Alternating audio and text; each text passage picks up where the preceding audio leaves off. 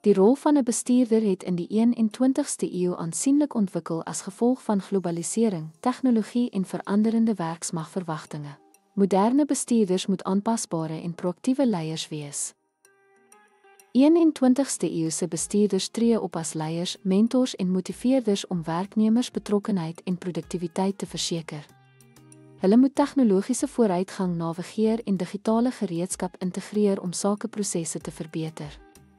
Bestuurders benodig sterk interpersoonlike en kommunikasievaardighede om diverse spanne effektief te lei.